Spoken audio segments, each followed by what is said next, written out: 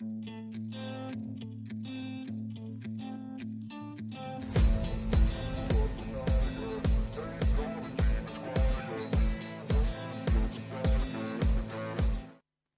hello everyone, here we are, day 5 of Youth Sailing World Championships, last day of racing. Today it's where we'll find out who's gonna be the world champions, the 2025 Youth World Champions. So, stay with us, we are about to start with the Ilka 6 male, but before that, just quick introduction. Today we have two guests.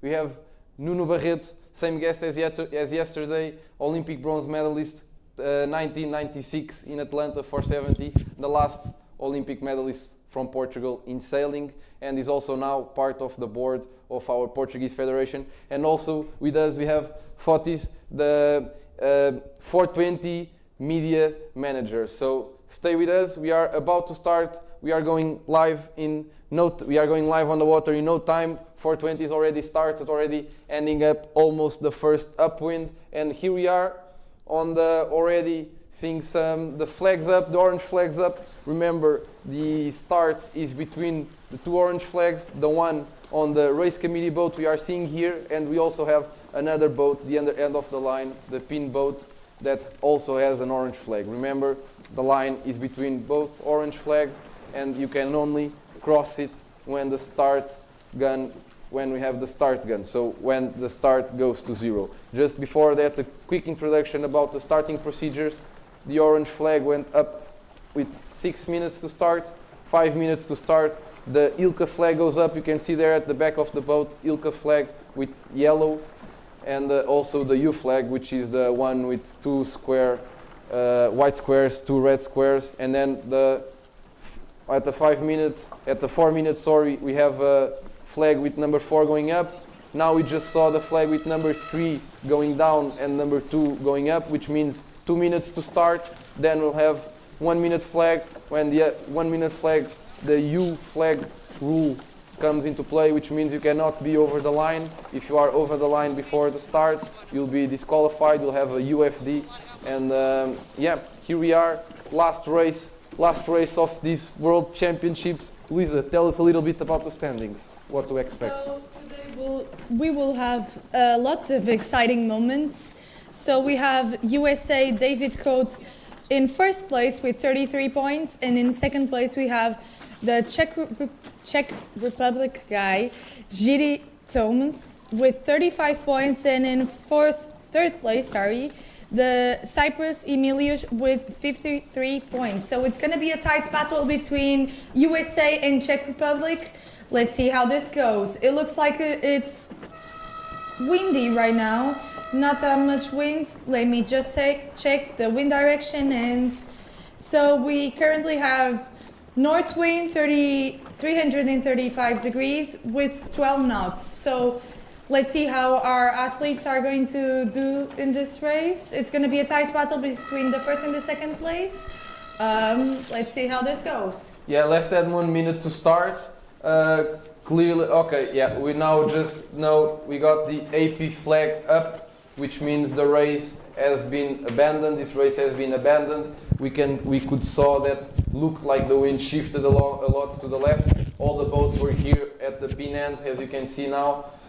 Clearly most of the boats wouldn't even be able to cross the starting line. This means the wind went a lot to the left. We already saw this morning, and now a lot of changing in terms of wind direction. This also comes because we had heavy raining in the morning. Now it's starting to clear. We already can see some sun from our studio window. So yeah, still a little bit. We'll still have to wait a little bit to see the Ilka flags. Meanwhile, maybe we can give you a little bit of information about how the 420s are going, since they already started before the Ilka 6 man. Maybe Luisa can help us a little bit with that. Yes. So right now they're already on the third leg of this race. Let's just see how the leaderboard is doing. We also have here with us Fotis. Fotis, can you tell us a little bit about the 420? Hello from my side as well. It's very nice to be here on this event. So For the 420 class, this is a very competitive championship. We have the best from all around the world, and we've seen some very top athletes competing in this event.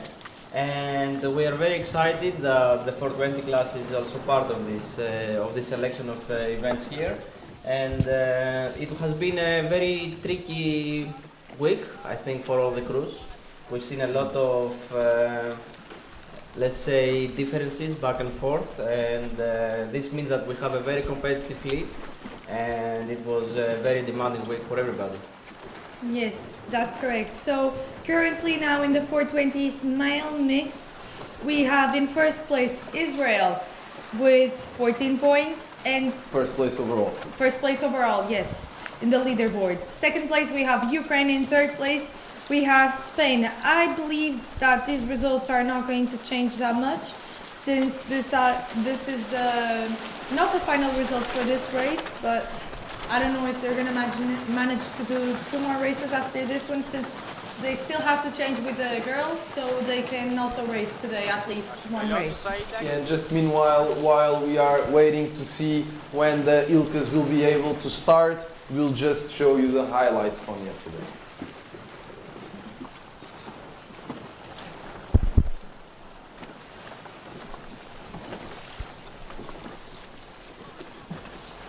Getting to the decisive moments.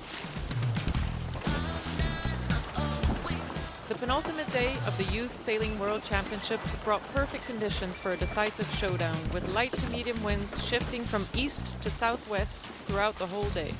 As the championship nears its decisive stage, the stakes could not be higher, with every point crucial in the fight for the world titles. I'm very proud group. Vilamoura is a secure venue. First of all, the team that it's behind. The venue has all the facilities, what you need to set up this event. These sailors will definitely go back home with wonderful stories. I am very happy to be here. Our live broadcast today focused on the Formula Kite women, NACRA 15 and 29er female fleets. It seems to get light as well, but let's hope for the best. In the Formula Kite women, dominance was the word. China's Sophia Li put on a masterclass, winning every race so far to command the overall lead. Behind her, a tight battle intensifies for the remaining podium spots. Formula Kite men saw similar dominance, with Gian Stragiotti also maintaining a perfect scoreline with wins in every race. NACRA 15 fleet faced a tricky day on the water. So here we are already. We already know that the Ilka 6 are about to start, so it was just a small shift. The race course, the race committee doing an amazing job, managed to just adjust the marks, and we'll be racing in no time with the Ilka 6 male. Just before that, we can see that the Ilkas and the 420 course, the Alpha course, is really close to the land. With this offshore wind, it can be a bit tricky, don't you think, Nuno? Yeah, for sure. These offshore winds here in Vilamoura is typically really, I mean, the normal condition of characteristics from offshore wind. Quite patchy, shifting direction, so it will take the most out of the tactical skills of every athlete, every boat, to adapt to the changes, not just in pressure but also in direction. You really have to keep your head out of the boat, looking for the pressure, looking for puffs, and try to stay tuned and stay in line with the pattern of the wind. So I think we will watch some changes in position. It will not be a straightforward regatta, and I think will be funny to watch. Yes, we have, as I said before, we have a really tight battle between the first and the second place. So let's see how this goes, because they're discarding right now with 37 and a 25. So this can actually put them in either a good position or a really, really bad position, since the third place is just discarding a 25th. So let's see how this goes for the USA guy and the Czech Republic. Yeah, it will take the nerves up on everyone doing the math. With this discard, every one of them, they don't have that much margin for errors. They don't want to have to count now with 20-something points to have a worse result than this. So it will be a nerve battle for sure. Yes. Yeah, and at the end of the day, with 1 minute 45 seconds to start the last race of this Youth World for the Ilka men. At the end of the day, this is what we want. We want to see our brave sailors from around the world fighting for glory with a shifty, tricky condition of a race. So yeah, stay tuned for sure. This will be a very interesting race. For sure, it will only be decided near the end, like it's normal in every Ilka and every youth class. So yeah, 1 minute 15 to start. We can also see, yeah, like we saw yesterday, some boats approaching, most of the boats actually approaching the pin.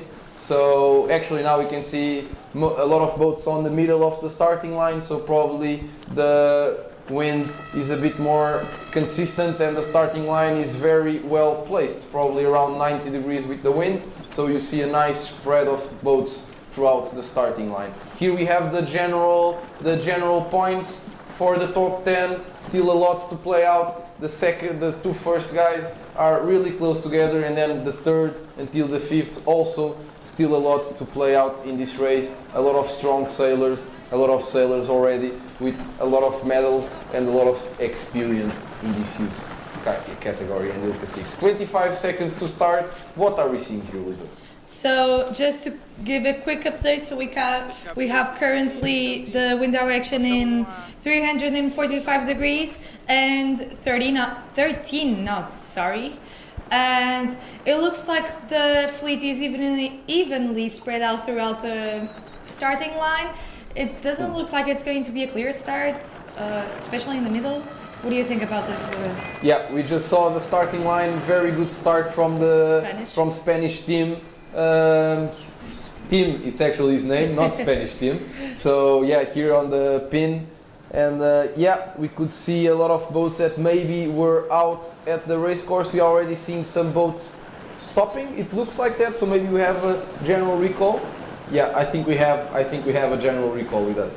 So yeah, yes, stay tuned. Great. We'll have to wait a bit more. A lot of boats were out, and actually for the ones who are not familiar with this kind of terms, basically a general recall is when the race officials feel they were not able to identify all the boats that were over before the starting gun. Then they do a general recall because they feel it's what's fair amongst the sailors. So yeah, we had a general recall. Don't go anywhere. For sure, we'll be starting in no time.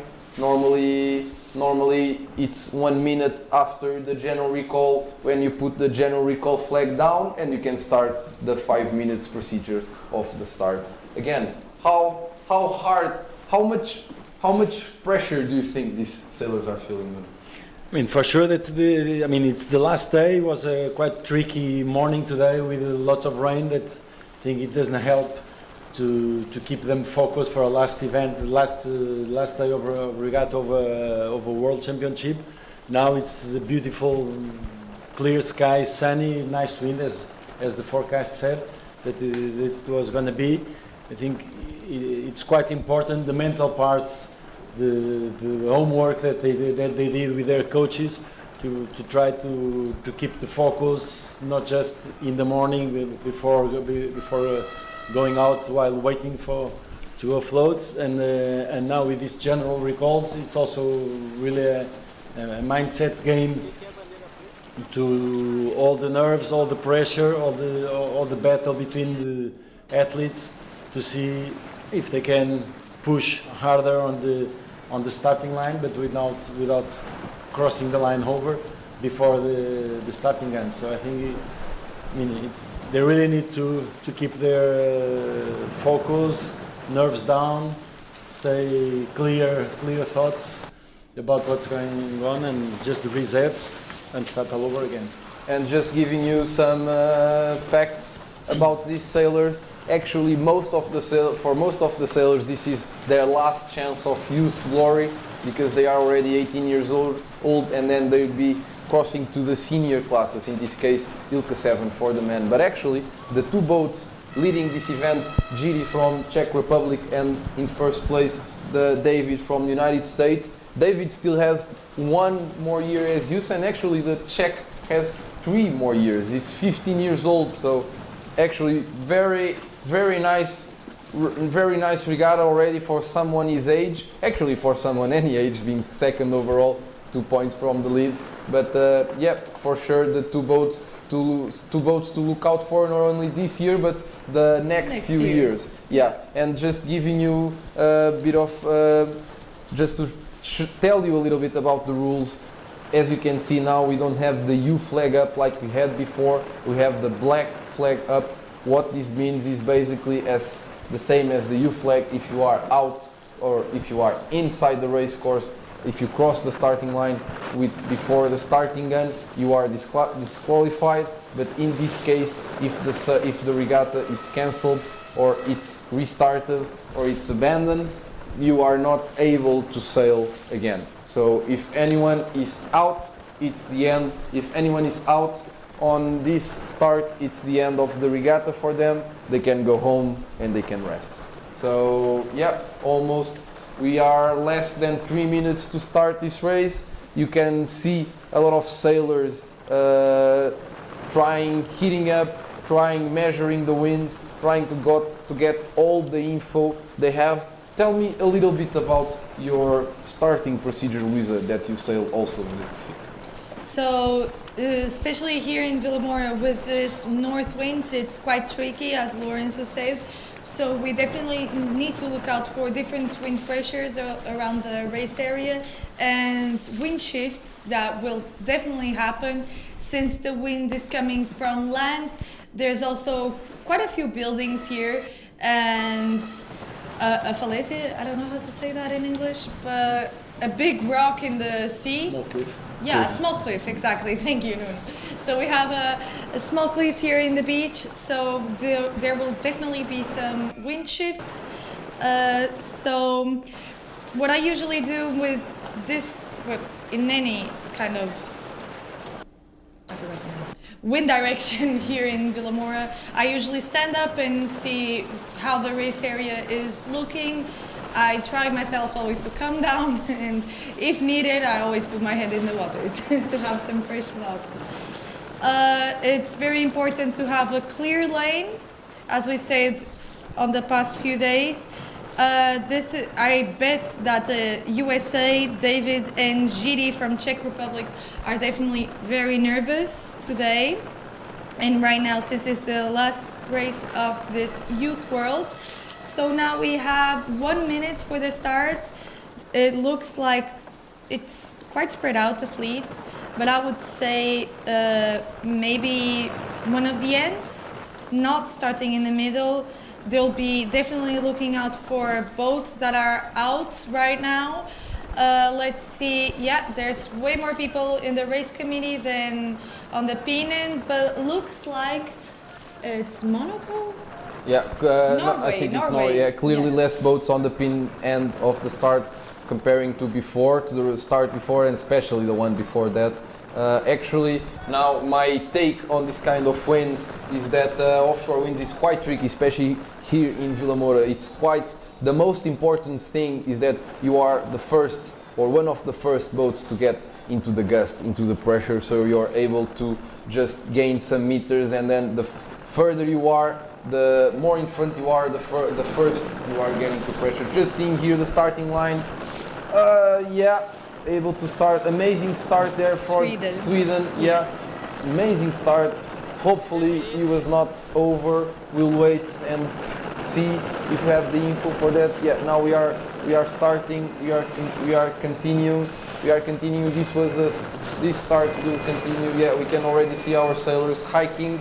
And already, oh no, yeah, sorry about that. We still, yeah, abandoned this race again. which actually means it will probably take some time now. Let's see if it was AP or if it was general recall. If it was AP, we will be able to start again in no time. If it was general recall, maybe it will take a bit longer because, as I was saying before, the boats that were over, they won't be able to start again, and it's the end of the regatta for them. So we have to wait and see. We have to wait and see what happened. We maybe have the information if it was AP or general recall. If it was AP or general recall, Lisa. It's still updating, Yeah, so we still still updating. don't have it. We normally have their information on the SAP website. We haven't got the information yet, but yeah, let's wait and see. Maybe we'll be able to check from the race committee boat that it was a general recall or an AP, but yeah, we are waiting. Clearly, it's very tricky out there, very shifty, and yeah, what do you think about this, Lisa? I think it looks like the wind dropped a little bit. I think they're trying their best now. Oh, actually, there was also a wind shift on the upwind mark. So we'll see how this goes, if they're managed to do races or not. Currently, it looks like the wind picked up. So we already have constant 14 knots. So I think it's gonna be a great race for them. So we'll see how this goes. In no time, we'll know what happened. So let's see. Yep. Now we are waiting to see when we're gonna start for the boys. For sure, it will be soon. We have good winds, just a bit tricky because it's offshore winds, and as you know, all the offshore winds, especially when you are close to a city like Vilamoura, it's very shifty and very gusty. But yeah, that's what makes it interesting. That's what's gonna make this race interesting, is that the difference in pressure throughout the race course, everything will only be finished and only be closed right next to the end until the last meters of the last reach. Everything can happen, so stay tuned, watch with us until the end. Everyone's close. Yeah, since everyone is that close to the race committee, that usually means it was a general recall, because basically for what the race officials do... Yeah, we can actually see it here, the flag right now. We can see the flag right now. Yes. It was a general recall, which means some boats will be going home sooner than the others. And basically, how the sailors get the information is that the race officials at the race committee boat, they put the board with their, normally in other events, their sail numbers, but here, since we only have one sailor per nation, they put the nation code on the board.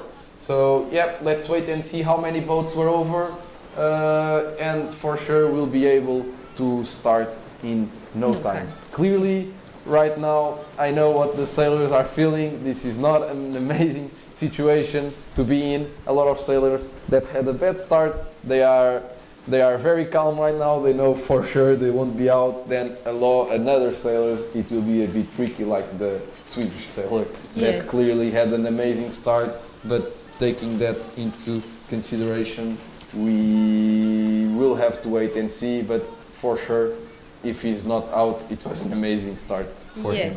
Meanwhile, we know that, just we'll take you through the 29er male mixed, because they are almost finishing the last race of the event.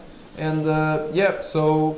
Yes, actually, we already have a world champion, a youth world champion for the 29ers male mixed. So in first place, we have the Polish. Very, very lucky them, because they finished only 1 point ahead of the French. So congratulations, Poland, for winning the 29 Youth World Championship. In second place, we have France. And in third place, we have Brazil. Well done, guys. It was a great race. We hope you enjoyed it.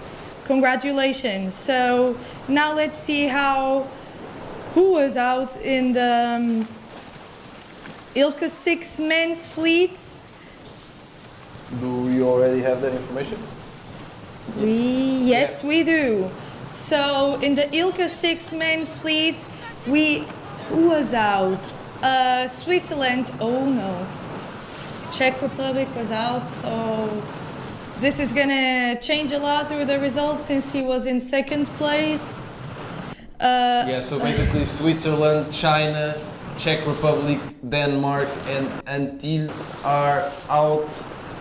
This will be, especially just shout out for the Swedish sailor, amazing start.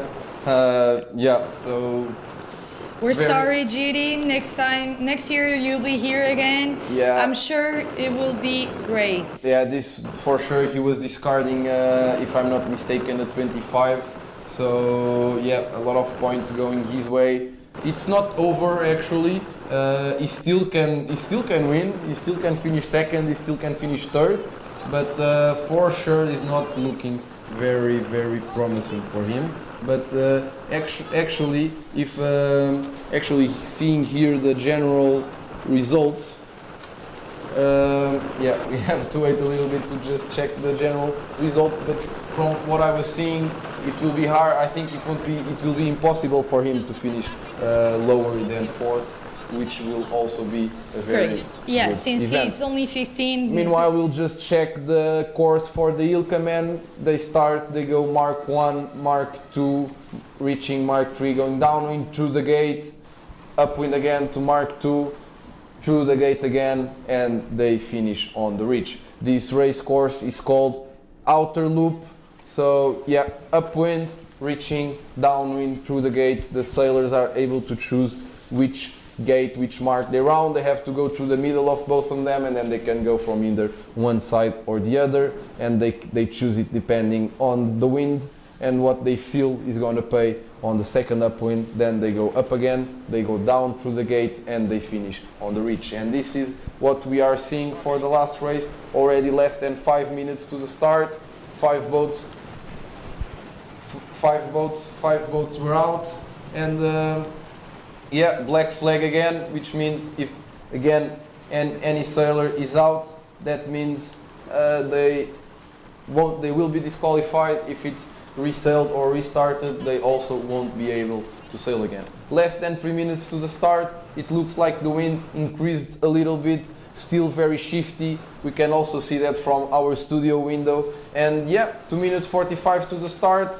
For sure they're feeling stressed. I normally, after general recall with black flag, the sailors are a bit more cautious. So let's wait and see if now we are going to be able to start and to race. But for sure, amazing conditions. And yeah, Luisa. So right now we'll just give you some wind update. We currently have 18 knots at the upwind mark, so it definitely increased a lot with 350 degrees, so north winds, and so it's gusting from 16 to 18 knots, so it's going to be better. We can see already some boats coming in. Let's see, only 2 minutes to the start of this last race. Let's see if it's going to be a general recall or not. Let's hope not. It's the last race, a lot of tension in this fleet. Let's see who's going to win. Looks like the wind is still shifting. Now it shifts even more, so we already have... Yeah, from the angles we're seeing from the boats, it looks like the wind shifted left a little bit. Maybe we'll have a lot of boats here on the pin end. Clearly it looks like the wind shifted a lot to the left again. Let's hope and see if they're able to start. 1 minute 25 for the start. Yeah, quite windy, quite tricky, for sure very stressful on the water. What are your opinion on this kind of situations? I mean, for now, being the second start with the black flag, you really need to be cautious. Need to be calm down and slow down a little bit on the procedure. Typically, we will see a big curve in the line with the boats closer to the ends, managing to get closer to the line. The boats in the middle of the line, it will be harder to find ourselves exactly the distance to the line. So this measuring this time on distance to the line will be really tricky. Also, we'll see if there's any kind of match racing between the boats, fighting for the points and trying to push the other one, the opponent, to be over the line. and let's see if in this windy conditions, if you wanna watch something like that, it's only almost 10 seconds to the start. Seems that everyone is being a bit conservative now. Yeah. No one wants to be over. Yeah, a lot of boats here on the pin. 5 seconds to start. Let's see. And yeah, some boats pushing, some boats pushing a lot. Let's see. Yeah, not very good for the Swedish sailor there. Very good start from the Portuguese, team. And from the Irish sailor also. Let's see if finally we'll be able to race. Looks like it, at least for now. Quite windy comparing to what it was when they got on the water. Clearly the clear sky helped and was able and enabled the gradient north winds to enter like it was forecast, with this 15 to sometimes gusting around 20 knots. So we already started. The sailors are hiking a lot, they're giving their best. It's very important to have a clear lane after the start, to be able to put your bow down and have as much speed as possible, like we're seeing the Irish sailor doing it very well. For sure he has a lot of room, he can do what he wants, he can put the speed of the boat, and that's the most important thing after the start, especially in a race with as many boats as normally Ilka race have. Like comparing to other sailors like the one from Guatemala, Brazil, Lithuania, clearly already in the dirty wind of the other sailors, that's just no good, because when you are behind, when you have a boat between you and where the wind is coming from, the wind you get doesn't have the same, it's not clean air, which means you get some turbulence, some dirty air, how it's called, and yeah, basically you just go slower than the others, and every time you go slower, you are losing meters, the boats at the front. Here we can see the boats going to the right, not a lot of boats, and not the boats on the top of the leaderboard. So yeah, let's see. Probably trying to have a Hail Mary on the last race. What do you think, Lisa? I'm sorry, I didn't understand what you said. What do you think about the upwind and the spread of the boats? Yes, so right now in the tracking we can see that most of the boats are still on the left hand side. After the pin end start, we can see some of them tacking to the right hand side of the race course. Let's see how this goes. So right now, actually, the Uruguay guy that we see here, Joaquin, is leading, at least on the track app. And if we see by the overall results, right now we have Giri still in first place, but he was out, so let's see how this goes for him. We have David, the USA guy, doing pretty well, actually. He started out almost last, to be honest. He started out in 50 and now he's recovering to the 20th place. Let's see how this goes. Yeah, but it's also to mention it's quite tricky with the margin errors of the tracking to kind of take that information into account. Yes, so you started finish, but for sure he was not that far behind. So, but keep going with it. Yes, of course. So we can see now the wind is pretty stable right now. It's decreased a little bit. We have 16 knots constant with gusting 18. So it looks like the fleet is tacking to the left again. Maybe they saw something that we didn't. Let's see how this goes. It looks like it's a little bit wavy, not that much, only choppy. They are definitely fully hiking, and I know they're suffering a lot on this upwind, and they're giving out their best. So to see who's going to be our world champion. Actually, from the tracking, it's giving us that the boats from the right are on top. So yeah, let's see if it's going to work. But as Luisa was saying, I can assure you 100% that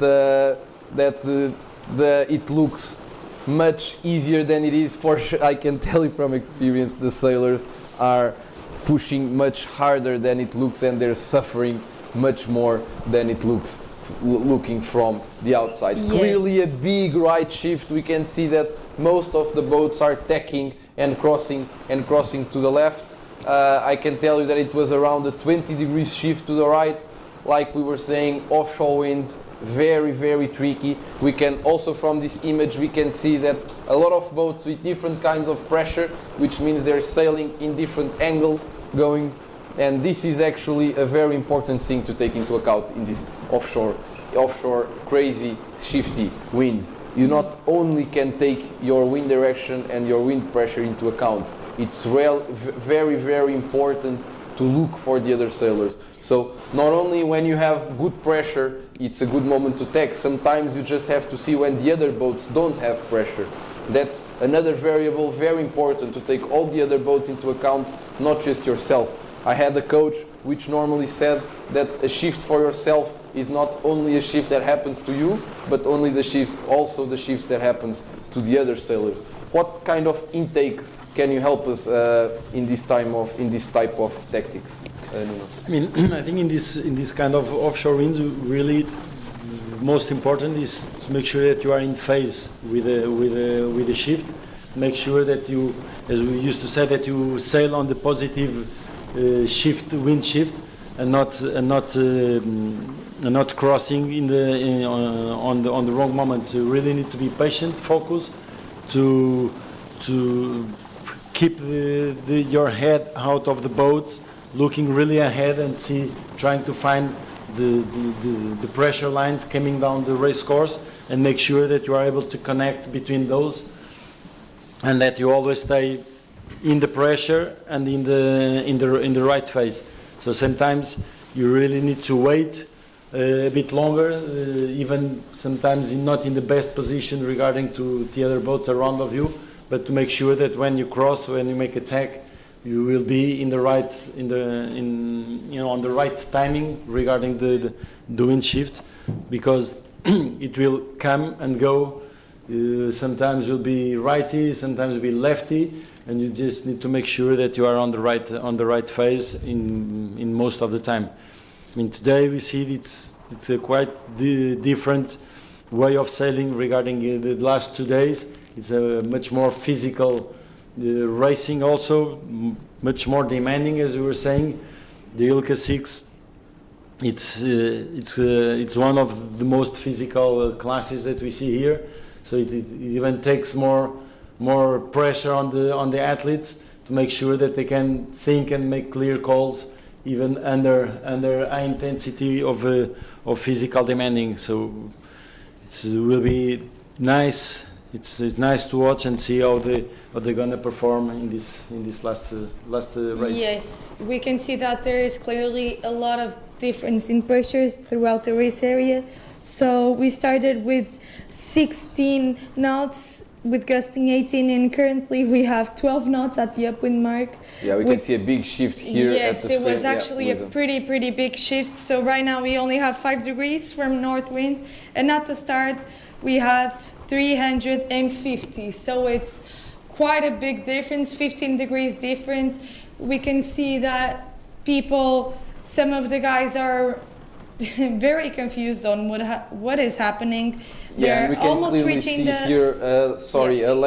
A left pressure, and it's very important when you are in this kind of position, especially getting to the top mark when the fleet is converging. When you got a pressure like this and a shift like this, is really important to capitalize on that, which we saw this boat doing very well. Just put the bow down, hike a lot, put the speed of the boat, maybe try to increase half a knot, which makes a big difference in this Ilka. Yes. Oh, we can see now the no. Can you maybe tell us the top mark standings? Who was first, who was second, and after that? Yes, but it depends. I think we just saw Israel hitting the mark. So we are seeing the American coming here, probably yes. in a good enough position to win the overall. Not really, actually. We have Emilius, the Cyprus guy, in front of him because he rounded in 3rd place. So if we stay like this, then Emilius is going to be our world champion, but nothing is for sure yet. So that's the beauty about Ilka sailing, right? Yes, that's correct. So right now on the upwinds, we have Germany. Oh no, there was just an update. So New Zealand, Finland, Greece, Netherlands, and we're just receiving a lot of updates right now, so this is quite confusing. So let's see how this goes. Let me just check the overall results. So the tracker is very, very delayed now, so I can't really see who's winning this first race. But we can see that now Emilius Cyprus is leading the regatta overall. We can see a lot of difference in pressure and shifts throughout the race. We just saw that David's, the USA guy, is currently in 50th place. So let's see how this goes. We can see that they're pushing a lot here. We currently are measuring 60 knots again with 353 degrees. So the first guy is Elad Dahan from Israel. And after, we finally have Team Lubat in the front. We were expecting a lot from him this week. Maybe it wasn't his best week, but we are currently measuring 12 knots at the reach. Let's see who's going to round first, but probably Israel, then Spain, Ireland, Argentina, and Cyprus. Yeah, we can clearly see from the trackings the two boats in the lead quite ahead, and the other boats very, very close together. So from third to around 20, everything's still a lot to plays out. It's actually very good for these two boats already have this lead.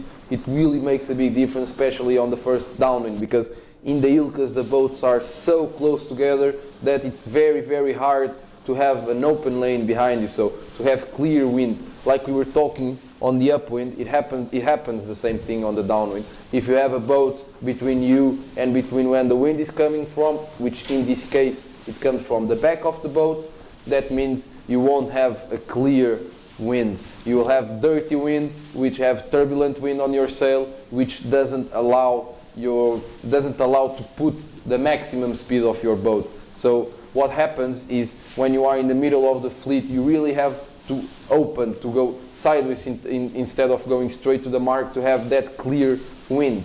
And when you do that, you do extra meters and you lose to the boats that are able to have a clear wind and going straight to the mark, that in this case is the first and second. So it will probably be from now on a bit easier race for them, still very shifty and very tricky, and for sure it will be on the second upwind. So still a lot to plays out, but for sure this first downwind they will have the room to gain meters and to gain a lot. Just to give you a little bit of context, Lisa. So maybe actually GD from Czech Republic might still finish in second place overall. No, don't remember that the thing is he's not racing, so they're not counting the BFD there. But I already did the math, so with the discard he has now, that will be counting, that is the 25th, his overall is going to be 60 points, and so it will be fine, for sure. He will probably finish in the top 3.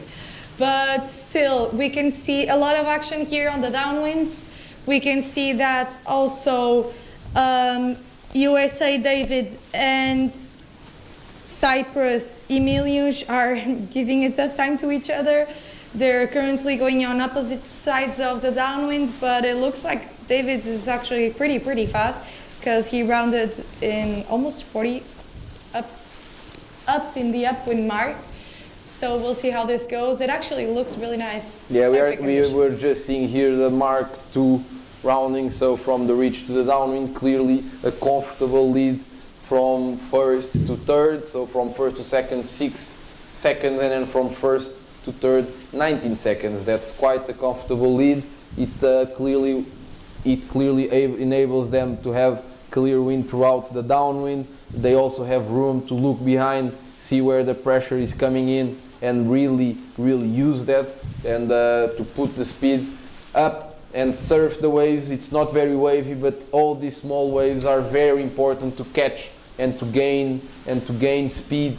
It's the only way to win on the downwind in an Ilka. You really have to work hard, use every small wave to try and be as fast as you can. And actually, comparing with the upwind. In the upwind, if you are with 15 knots, if you go for a gust of 16 knots, 17 knots, maybe you go from 5 knots to 5.2, 5.1. So the goal on the upwind is always the heading. always the shifting, not always the gusting. Obviously, normally with the gust also comes a wind shift, so everyone has to take that into consideration, but the opposite of that is the downwind. The gust is the most important because especially in this wind intensity, if you get sometimes just 1 or 2 knots more, you're able to start planning, which means you go much faster. So yeah, we can see here the Israeli sailor. That's a nice downwind, actually. Yeah, clearly enjoying the downwind, having a very good flow, working the waves, surfing very well, starting to plan now, as you can see, pointed a little bit, so he's able to start planning, really using that very well, and actually is about to round the border mark. It shows the left gate, which means he's trying to go to the left side of the race course, because as you know, when you are on one of the first place, especially in a fleet like Ilka, with a lot of boats coming downwind, which creates a lot of turbulence on the water and also on the wind, it's not a very good decision to round one mark when you want to go to the other side. So you never cross the fleet, because that really slows you down a lot. And here we see we also see the Spanish already rounded. The Turkish guy had a very good downwind, congrats to you. Dutch guy also rounding, but we can see a lot of boats getting to the mark very, very close together. Maybe Luisa can give a little bit of standings now? Yes, I can. So in first place we have Israel Elad. Second place we have Team Lubat from Spain. In third place we have Turkey. So we can see here that there's clearly a preference on the mark roundings. So I would say that more people are rounding the right hand side of the gate. The right gate. So the downwind left gate.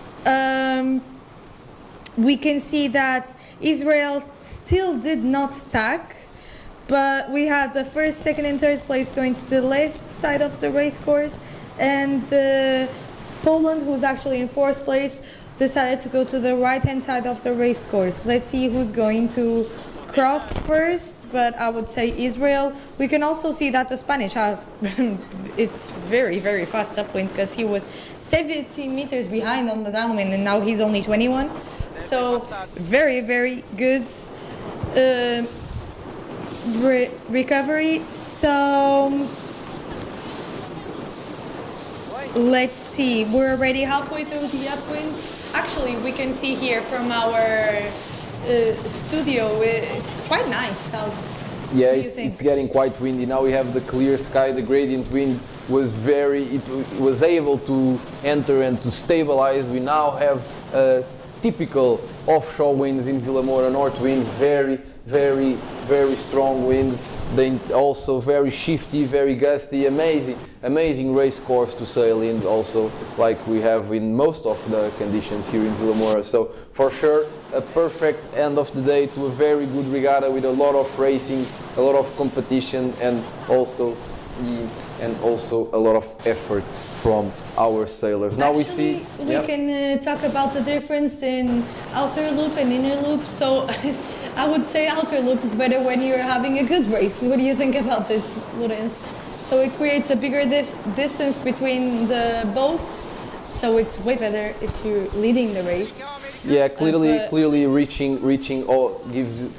helps spreading the fleet out. So when you are leading, outer loop is usually better for that. When you are at the back, inner loop really puts the fleet close together, because when you are sailing downwind you go slower than when you are reaching. Now we have a very good image here from the left side of the race course. We can see the leaders are using and playing a bit more the left side, probably more pressure there, a very big spread of the Ilka fleet. You can also from this footage see the difference in pressures. You can see the dark patches on the water, clearly very, very hard day to sail. This is a typical offshore wind here in Vilamoura. And also you can see the waves, which makes the sailors work very, very hard to cross every wave. You really have to be working hard, hiking a lot, steering a lot, and also trimming the main sheet a lot.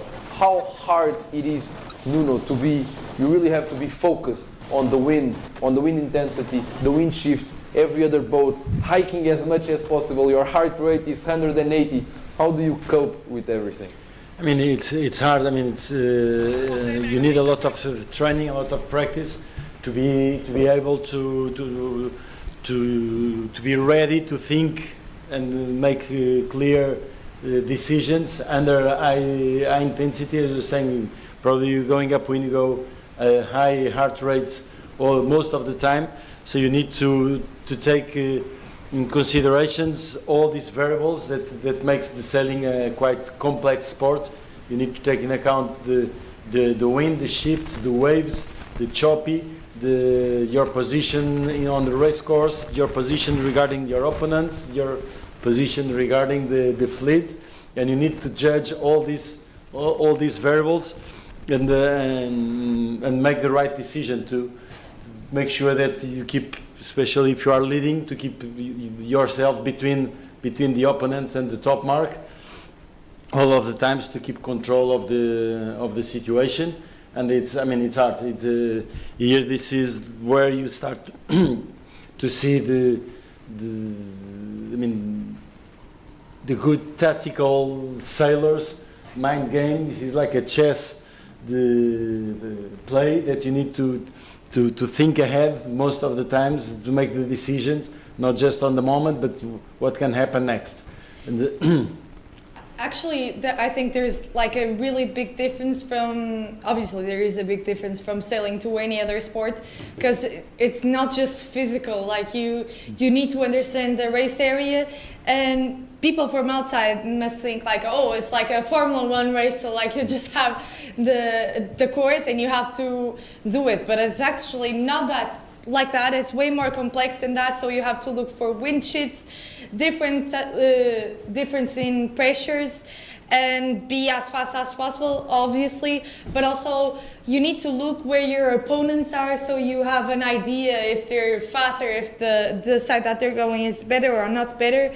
And I think it's actually way more complex than any other sport. Yeah, and actually here we can see, like it was expected, that the top sailors, the sailors that were at the top of this race, especially on the first mark, with the lead they had, they were able to increase the lead on the downwind, which made their life easier. Actually, in this type of conditions, it's so much easier to race at the front. You can do what you want, you have your clear wind, clear lane, and all the other boats are directly implicated by your decision. So for them to have a clear lane, they always have to wait to see what you're going to do. So that's really important for these boats. They're really doing an amazing race. It's an amazing way to end a regatta, and also taking a little bit of what we were talking before, Nuno. It's very important to deal with looking at the wind, thinking about strategy, looking at boats, hiking, and there's a lot of ways to cope and strategies to do this. A lot of people like myself use mental loops. Can you maybe talk us a little bit about some strategies? I think, for myself, I think I also use these loops of thinking, and especially it's like create a routine on your mind, just to make sure that you don't forget any of the variables. So you start thinking on the wind strength, what's going to happen next if the wind picks up or slows down. What should I do regarding the trimming?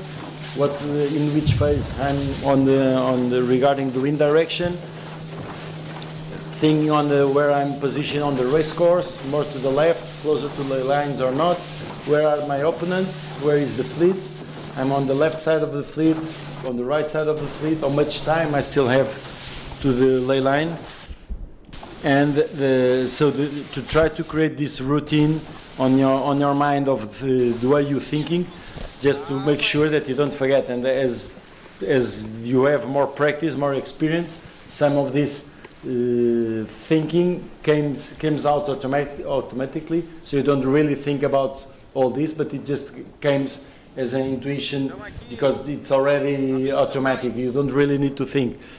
Sometimes, especially when you are really under pressure or in the bad moment, it's good to have these strategies that brings you back again on the board, inside the boat, to start all over again.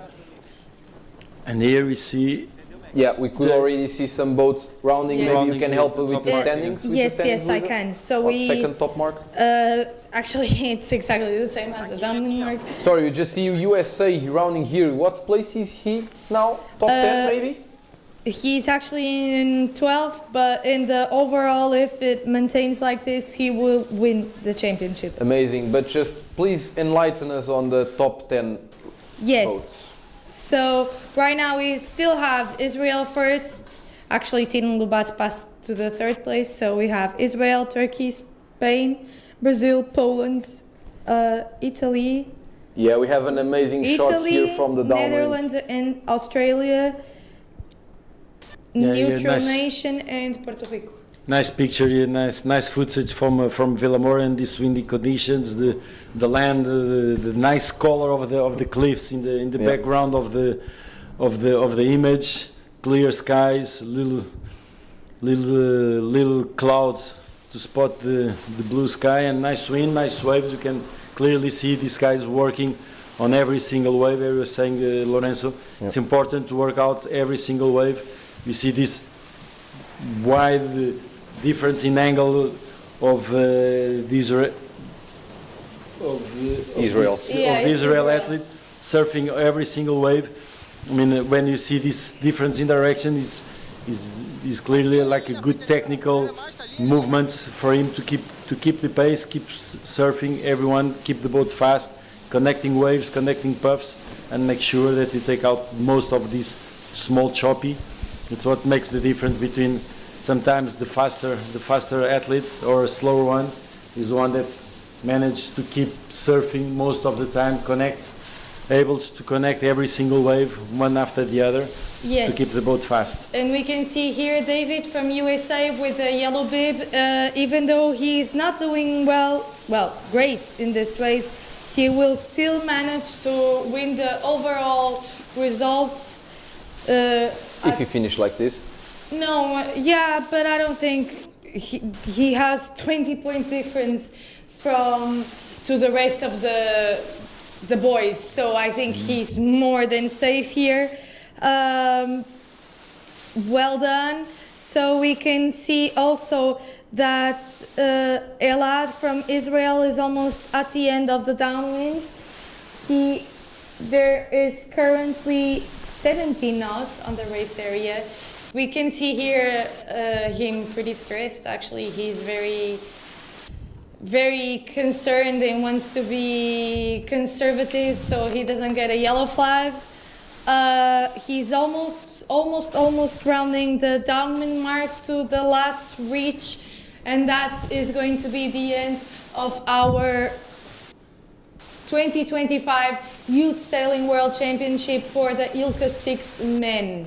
Yeah, amazing downwind technique from this sailor. Now, like Luisa was saying, he's only managing and just finishing the race. No need to push more, but we had amazing footage from the downwind. Clearly, this is why I love Ilka sailing. You can see the boats surfing downwind, and I can tell you from experience, it's so much fun being inside the boat doing that. And here we have the last race of this event.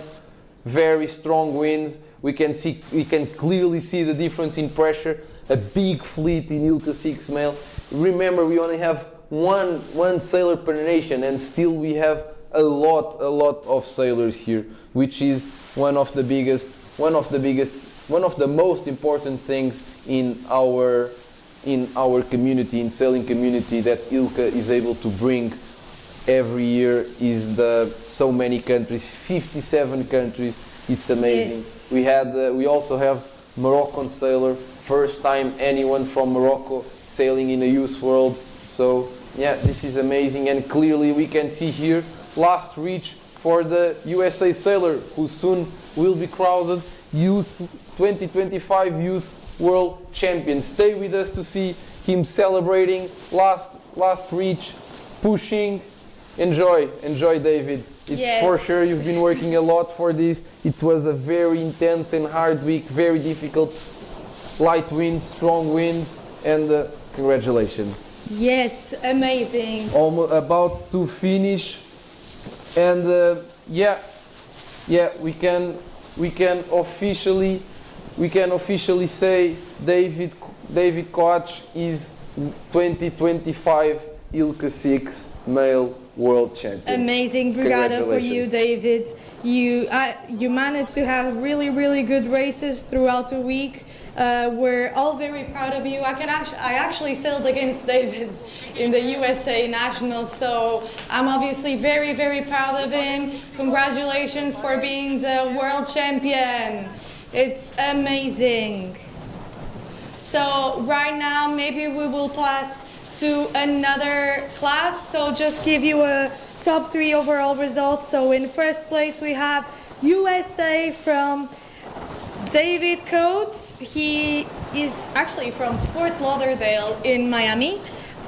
So in second place we have Giri, even though he didn't race this last race.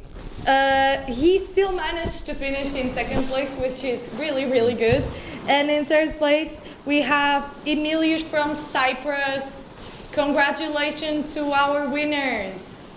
Yeah, we can see here the American sailor already crowned world champion. I don't think he really understands what's happening. I think he's confused with the overall results. He's doing the math. He's probably doing the math. He's like, oh, maybe yes, maybe not. But we have the confirmation, and he is. Yes, he still has another year to go, so we'll probably be seeing him again next year. Remember, here in Vilamoura, again, this time of the year, he'll probably be here defending his title. Congratulations, you are Youth 2025 Youth World Champion. How do you think he's feeling, I think for sure it will be a moment now of relax and enjoy.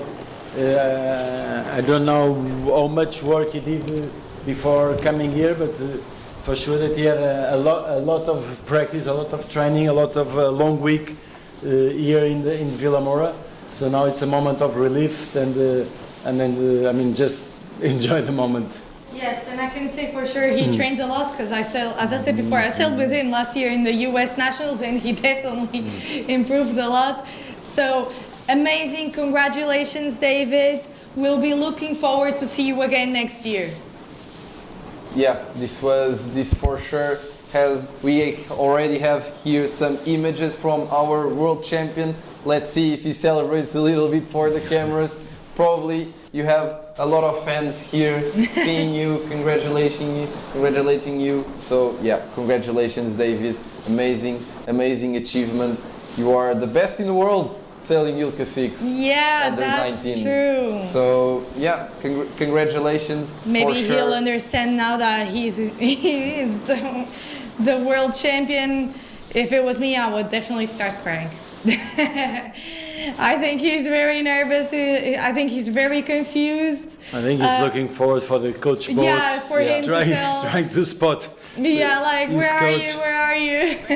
And make sure that he did the right math, and so he can start to celebrate. I did the math and he won. Yeah, we'll for sure show you the moment when he finally talks with his coach. Yes. And, he saw it now. Yeah, he already knows that he's the world champion.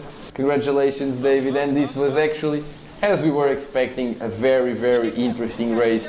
Ilka always brings interesting races, although long, very interesting with a lot of boats, especially these offshore winds. Oh yeah, now he has American flag. Amazing. Flag.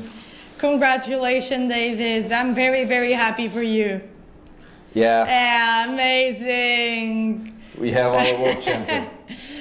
It's amazing to see this and actually enjoy it from this part of the stage. Yeah, it's amazing. I bet he's feeling very happy. This is actually his biggest achievement by now. I think he won last year the Worlds in where was it? In Long Beach? No. For sure, he's very happy with this, to be swimming in this kind of cold water. So yeah, for sure a moment he'll take with him for the rest of his life. Yes. Congratulations, David. And also Big shout out to the second and third place. Second place from Czech Republic that he didn't even sail this race and managed to finish second overall. GD. Yes, amazing, GD. Amazing GD, yes, congratulations for him. Also did an amazing regatta. He's still 15 years old, so don't Yes. worry, you still have a long time to win this kind of events. Just keep working. He actually spends a lot of time training here in Algarve, in Faro. So also, we are also a bit proud of him to see him training in Portugal and be succeeding as much as he now. Now we are clearly see, now looks like we changed to double-handed boats. So yeah, just a part of the game. Now everyone already let the pressure came out. They are just enjoying themselves and they Enjoy should, the moment. because Yes. they deserve it. They all worked very hard to be here. They are the best in the world. They are defending their nation's colors, and all of them for sure did their best. What do you think, Luisa? I think it's amazing. I'm actually very, very proud of David. He's a friend of mine, so I'm very happy for him. I'll be looking forward to race against you all and win against the world champions. So let's see how this goes. So right now, maybe we are changing classes, aren't we, Lourenço? Yeah, we will now probably be following the 420 mile. We still have to confirm that, and maybe with that, Fotis, can you maybe tell us a little bit on what to expect, who to follow, if the results are the one you were expecting before coming here? So it has been a very exciting week for the male fleet, with a lot of ups and downs, as we said in the start. We have here some amazing crews, like the Brazilian crew of Said and Bernardo, who dominated this year. Sorry, Fotis, just before that, so we can finish the Ilka 6 males, we'll just show you the highlights of this race.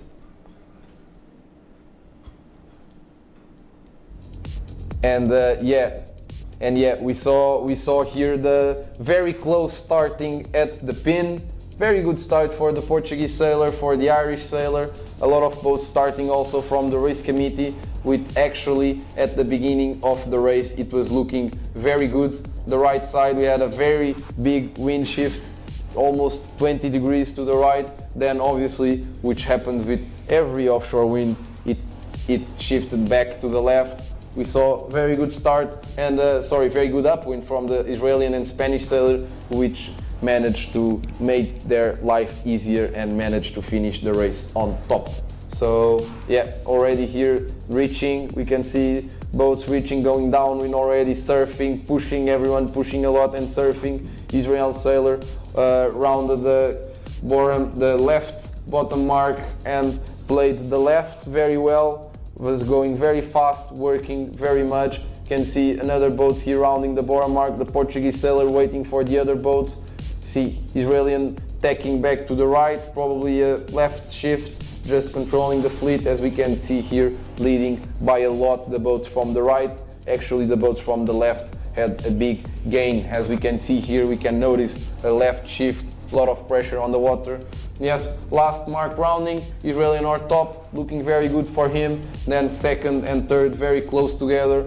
And we had the last downwind. You can see here the American rounding the top mark, going down, already looking very, very good for him. And yeah, here he goes, downwind, Israeli sailor, also the American on the last downwind of this race. And here we can see just driving to the last reach and finishing the race. Very, very, very good race for the Israeli sailor. Congratulations. This is a very good way to end the regatta. He actually started the regatta winning the team racing, which is something that World Sailing is trying to implement and experience that here, which actually had a lot of success. And yeah, we can see here the American sailor. I don't know if by now he already knew if he had won or not. Doesn't look like it. Yeah, I think only getting to the coach he actually realized and made sure and got the confirmation that he was winning. So yeah, congratulations again for you, for the second place Gide Tomás, and also from the Cypriot sailor who finished third. So amazing regatta for all of them, for sure. It was very tricky. We had lots of waiting, we had light winds, we had very strong winds, and with that we closed the Ilka 6 mile. Yes, maybe. Sorry, Fotis, can you maybe continue on what you were saying? So, as I was saying, we have the top sailors from the class sailing in these World Champions. We have the reigning World Champions and Open European Champions, the Brazilian pair of Said and Bernardo, and then we have our European champions in the European category, the Greek pair of Hamarias and Xipas. And we have the best pairs basically from all around the world. The Spanish pair that is here on the male fleet has been the top Spanish team during our events this year. And it has been a lot of ups and downs from the fleet, and this showcases a lot how the fleet has a very good level.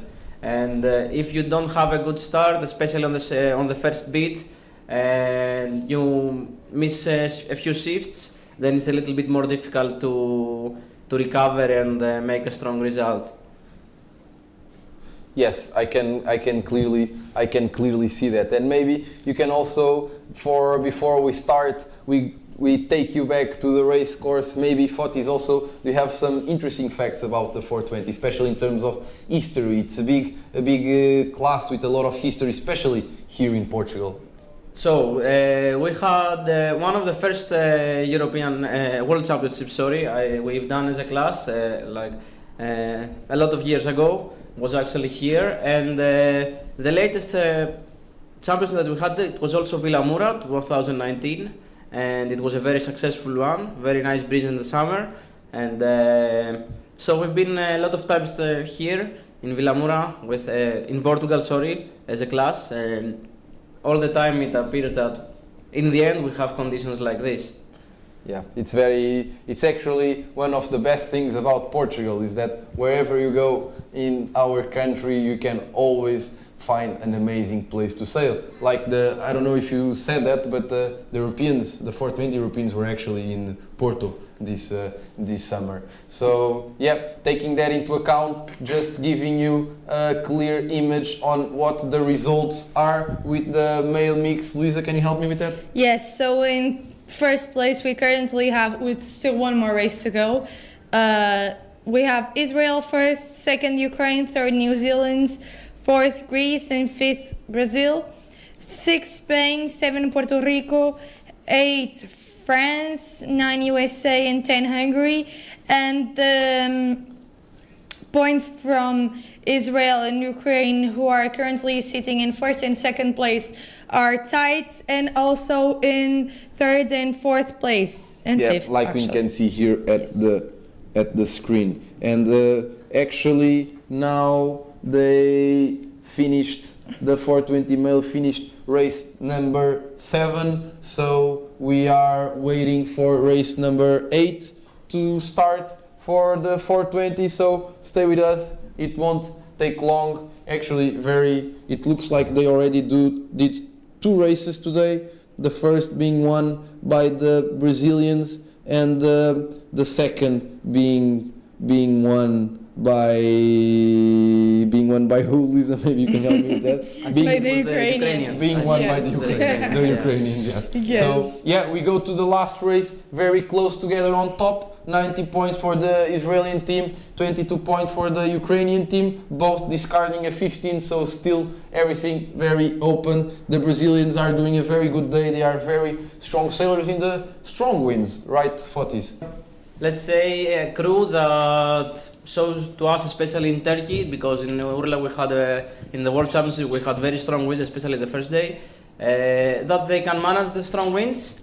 And also they were not so happy, let's say, that they didn't race on the windy day that we had. I think it was the second day. Yeah. The girls went on the water, but the boys after didn't manage to go. And because we spoke a bit in the boat park, and they were really not so happy because they like this type of conditions and they are very strong. They are one of the strongest crews. But I think today is also a good day. And let's see how the last race will unfold. Yeah, clearly it shows that today they won the first race, finished third on the second race. So clearly they are some to look out for. They are in 5th place, actually just 6th place from 3rd place. So still everything open. If they do another very good race, still very good chance that they can end on the podium. So let's wait, let's see, let's follow them. And before that, we can also maybe give you a little bit of intel on other classes. We can already see the kites going out on the water with very good offshore breeze. With this wind intensity, they will be probably going with the medium-sized kite. So yeah, hopefully they'll be able to do 5 races, which is what is scheduled. And we can also tell you that the NACRA 15 already finished this event. We have already crowned a world champion. Luisa. So our world champion is Italy. Congratulations, Italy, for Syrian and Desi, which started off not very strong. To be honest, they had an NSC. We saw that actually on live. They didn't do the race course correctly, so on the first race, it was tough for them. Then in 2nd place we have France, and 3rd place Belgium. I think it actually stayed like this all the days, didn't it? Yeah, but they finished tied on points. It actually ended up very close together between the 2nd place and the 4th place, right? Just 5 points between them, 2nd and 3rd place tied together. And actually I think this probably tastes even better for the Italian team, because they were winning the first race. They got to the wrong top mark, and then they got an ESC because of that. NSC means actually did not sail the course. It's a disqualification like DNF, did not finish, or UFD, like U flag disqualification, or in this case, like we saw in Ilka 6 male, BFD, black flag disqualification. So I think actually it gives you, now looking back, probably tastes even a bit better. They won by 14 points with that NSC. Without that, it would be even more. So yes, clearly an amazing race for them. We already knew they were some to look out for, since they won this event last year. They won the Youth Worlds this year. They were clearly the contenders, and they made it work, and they won this year. Yes, that's correct. So let's see if someone else finished. No, we only have 3 already world champions, 29ers, Ilkas and Nakros. 29ers, can we maybe tell the top 3? Yes, we can. So the top 3, we have Poland, 2nd place France, and 3rd place Brazil. Congratulations to our world champions in 2nd and 3rd place. So right now we can see the Ilkas already coming in. We see some Ilkas. I don't know if they're Ilkas. Are they Ilkas there in the race course? No, yeah, we already have the Ilka 6 male coming in, and we already saw the Ilka 6 female going out. So also we are going to have the Ilka 6 females going out. It's going to be a very good race to follow. I cannot assure you 100% we'll be able to following them on the live stream, but that's what we are hoping for, since it will be a very close battle between 1st place and 4th place. It's only 10 points with these offshore winds and the big fleet like we have. For sure it's gonna be a fun race to watch. Before that, we will probably, and we are hoping to be following the 420 male, which we already told you a little bit about the results and what to expect, what to look out for, and how hard it is for this to sail in the 420 in these shifty offshore strong conditions. I think it's quite hard, and you have to have a very good communication with your pair, and it's really important that the crew has his eyes outside of the boat. The helm has to steer very well, he has to be careful, and I think they have to combine as a team in order to perform well. Yes, I can agree with that 100%. Actually, I don't have any experience on the 420, but actually, fun fact, I have a twin sister which sailed 420 a lot, actually raced here at the 2019 Worlds. And yeah, she's a 420 sailor. Unfortunately, she's not able to sail the 420 anymore, but I know she really regrets that. She really loved the boat. Before that, we can see here, we already know less than 5 minutes to the start. We'll be following 420 male like we were saying.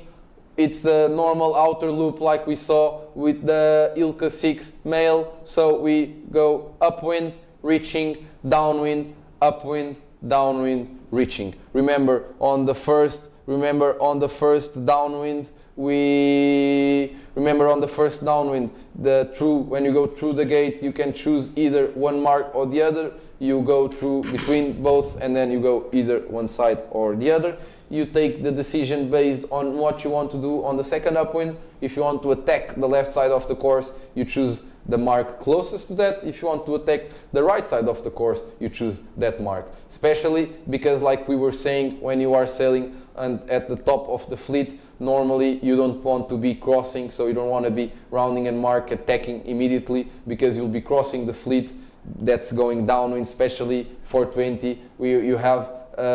You have the spinnakers, so a lot of dirty wind, a lot of turbulence on the water, and actually if you are one of the last boats, normally you round the gate opposite of where you want to go, because if you round and you go behind all the other boats, it's quite tricky to keep the lane, and it's very easy to not be able to put your maximum speed. So normally you just round the other gate and you tack immediately, and then you have a clear lane to go to the side that you want. 3 minutes to go, last race before the end. I know you've sailed 470, not 420, Nuno, but what do you think is going through their mind now?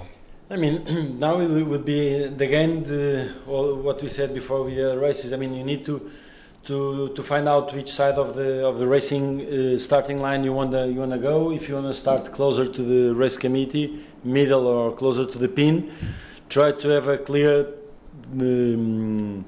reading of the wind pressure coming down the race course. With 2 minutes to start, you can make your it's your last chance to make a change in plans. And your last decision making for your strategy, to either decide if you want to play the right side of the course or the left side of the course. Try to identify which phase of the wind you will be at the gun, so to make sure that if you want to really push getting closer to the pin or more closer to the race committee, being the last race of the event, for sure that you have a close look of where your direct opponents are. See if you will be on a strategy of attacking or defending regarding your opponents, and see this last 1.5 minutes to position yourself in the right spot, to make sure that you start with a clean air, maximum speed on time on the line. And I think it's a very difficult decision for our leaders today to do, if they are going to attack or they are going to defend, because checking the previous results from the two other races, again we see that the level of the fleet is very high, and if you decide to defend one side and the other side goes with the shift, I think you may go with the back foot. So I think it might be the last race of the championship, but some teams will maybe approach it as a normal race and sail the racing, and some other we will see maybe deciding to attack or to taking defend. more risks. Taking more risks, exactly. And just one thing, Fotis, we can see here from our view of the race committee that we have a flag up, a special flag up. We have the Oscar flag up. Can you maybe talk us a little bit what that means, what that is? So Oscar is a class rule that allows the crew to pump and the boat to pump. So the class allows pumping after a specific amount of wind. So this now allows the crews and the skippers to pump and try to make the boat faster with their body also. And you will see the crews maybe unhooking and trying to push the boat more forward. But let's see the start. And just another thing, so this is regarding the rule 42, right? This clears every rule 42, or still there's something into play? There are something into play, but it allows body pumping. Okay, it allows body pumping. Here we saw a good start from the Pinan, from the French team, and yeah, let's see who is going to pay out. The New Zealand also had a very good start. It's quite tricky, quite wavy now. We can see a boat there, probably with a bit more pressure, almost planning. And this happens a lot, the planning on the upwind? Yeah, exactly. You have to plan the boat, you have to pump, and the New Zealand crew performed very well today on the last two races, and they are a crew that they like this type of conditions. They are very good sailors. They've been top 15 in the World Championship, and I think this is a condition that suits them well, and they already climbed into third today. So yeah, we can clearly see pushing a lot, and actually in the 420s, because you are able sometimes to put the bow down and accelerate and planning, there's a very big difference between the high mode and the low mode. Can you maybe try to explain to our less experienced viewers what that means and the difference between both of them? So you have to find the balance between going high, meaning that you have to push a little bit closer to the wind in order to gain some more meters up, or go for speed. That it means that you have to plan the boat and go fast to cover some meters. And I think finding this balance, especially in this type of conditions, is very tricky because of the shift. If you get a left stitch, for example, then you have to bear away a little bit, lose some speed. So the skipper has to be fully focused on boat handling, and the crew has to feed with information about weather and tactics, and it's really nice to see them working as a team. And actually, that's something very interesting in this type of offshore tweaking conditions. As a former 420 sailor, do you just you choose your mode and you're always low mode and going fast, or the other way, high mode, or do you play that with the shift? For example, if you are in a positive shift, do you try to put a low mode and accelerate and try to converge with the fleet? Do you play with that, or do you just choose your mode and go for it? I think you play with it, and it has a lot of variables. Because if you want to cover, let's say that you are on the right side and you want to cover the left side, you will go for speed. But if you want to go higher up and close the gaps, I think you will go for high mode. So it's good for the crews to have the flexibility to play with it, and I think this is what makes the difference in this type of conditions. Okay, thank you very much, Nuno. Maybe former Olympic medalist in 470, for sure you have some interesting things to say about this. No, I mean, in these conditions, it's really important to know how to change gears, how we used to say, change gears constantly, and decide either if you want to go for speed or if you want to go for height, and depending on the puffs we're arriving and where your opponents are regarding you, you can play all the time and make this changing in modes constantly. So it's I think the ones that have the possibility and the tools to make this changing of modes quicker will be the ones probably that will arrive closer and will arrive in the front, in the top of the fleet to the top mark. And as the boat, we were saying, I mean, and just compare with the images that we saw before with the Ilka 6, the 420s are already, it's a much faster boat going upwind. So this difference in speed are also bigger. So if you manage to go all the time 100% of the speed and the mode regarding, I mean, it can play huge differences. And and at this early age, the ones that start to get this not just know-how and feeling to, I mean, you really need to feel the boat to either to decide, because you have no electronics. So basically all this changing gears, changing mode, deciding, it's on your feeling, it's what you feel on your feet, on your butt, sitting on the hull, that will make the difference. And then to decide either if you are really going faster or slower or higher or lower regarding the opponents, and make these small, really tiny adjustments that makes you go higher or faster. And I think some of the crews to look for on these modes are the Ukrainians. They have done very, very well.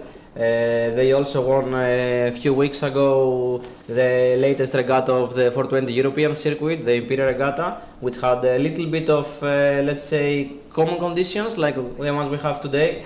And the whole championship, they showed to us that they are very, very good sailors. They know when to switch the mode, basically.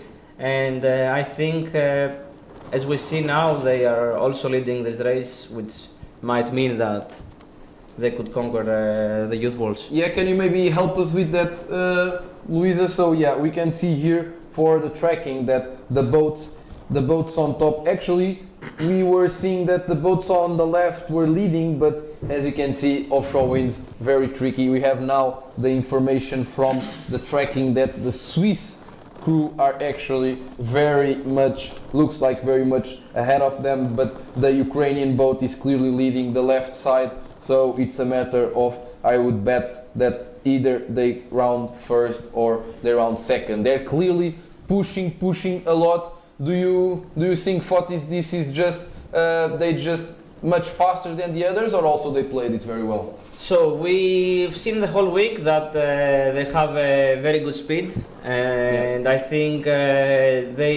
because in this class, in the 420 class, you really need to be able to understand your boat, and the setup that we have here in Youth Worlds, it's one of the setups that they've been using. So let's say they were a little bit more familiar with this setup, with this boat and these sails. But other than that, they proved that they are very consistent, that they have the speed, and I think they do the same now. We saw the Swiss having a very good distance. Yes, it's quite a ended up big playing the right side. Yes, a lot. So just to give you a bit of an information, and just before that, like you were saying, a big shout out to our suppliers here. It wouldn't be possible without Nautivella and Zaoli. Nautivella, the boat supplier, and Zaoli, the sail supplier. A very big shout out to them. It's very important. It wouldn't be possible to have this kind of events without the help of our suppliers. So thank you very much. You are really helping develop youth sailing, which means develop sailing in general. Yeah. So just to give you an update, and also I also got the information that if any of you are confused, looks like the Spanish team is sailing with the Canada main sail. I don't know why, but yeah, this is happening. And can you tell us a little bit of information? Actually, yes, we do have information on that.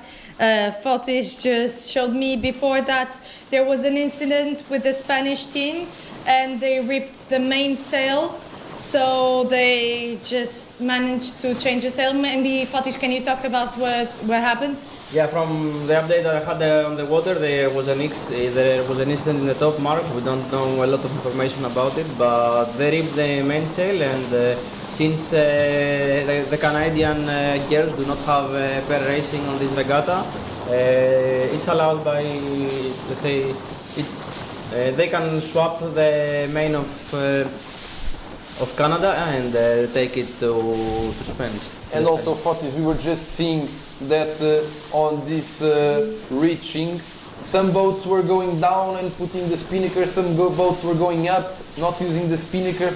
How does this play out in the 420? So, especially when you're on the first mark, I think, to put it in simple terms, you may get attacked by the boat behind you. So you either need to go high and extend a little bit your lead, because when you go high you take up some speed, and then bear away and put your spinnaker up, because you have to bear away a lot in order to take the spinnaker up. Otherwise, if you are safe and you have a little bit of distance, you can sail a little bit downwind, put the speed up, and then go again reaching. And now we see the Swiss.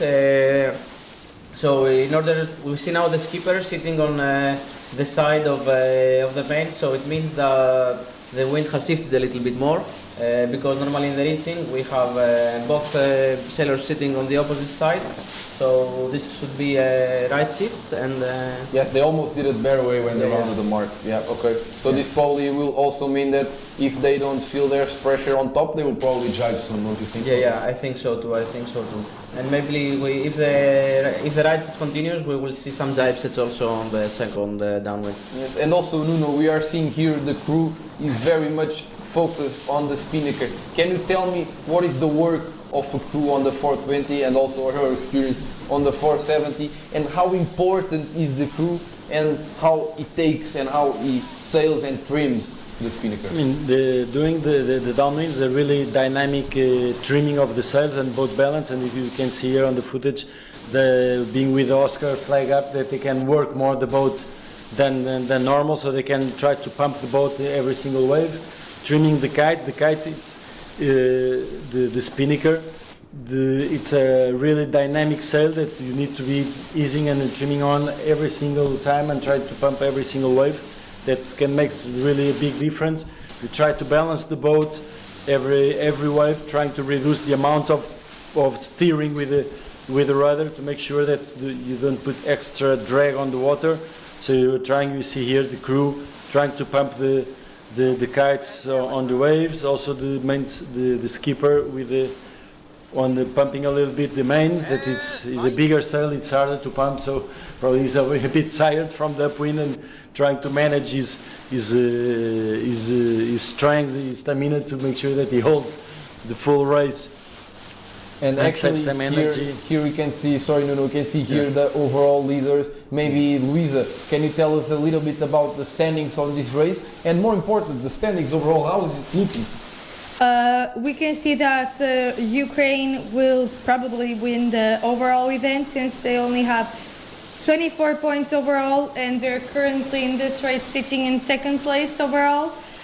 In second, third and fourth place, we can see here, especially the third and fourth place, we can see here a pretty tight battle, since we have second Israel 34 points, New Zealand in third place with 41, and Brazil with 45. Yeah, it's quite important also to mention that Israel is discarding this last race, so he won't have more than 34 points. And also the New Zealander is in fifth in this race and the Brazilian in third. So still a lot to play out. Brazilian is really wants and is trying their best. They already had a first and a third place. Today they are selling in third, but they're really depending on what the others do. And we are seeing here some boats. This is the Swedes. Okay, getting to the bore mark, putting the spinnaker down. It's looking quite heavy. No, it's looking like it's picking up the wind. How hard is it to sail the 420 in this kind of conditions?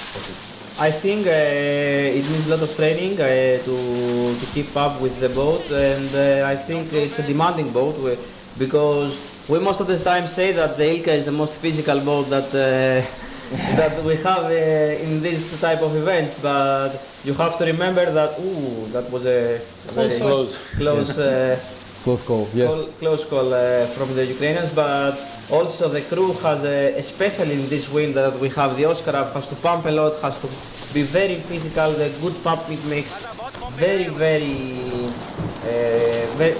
makes a very big difference. And I think also that it's important for the helm to be hiking as well, because the crew is pumping, yes, but the helm is also helping a lot with the balance of the boat.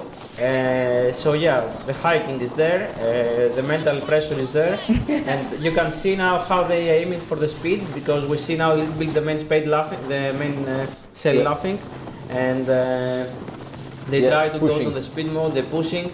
And I think it's very difficult to sail in these conditions, because also, sorry for interrupting you, especially for the helm. I was a helm.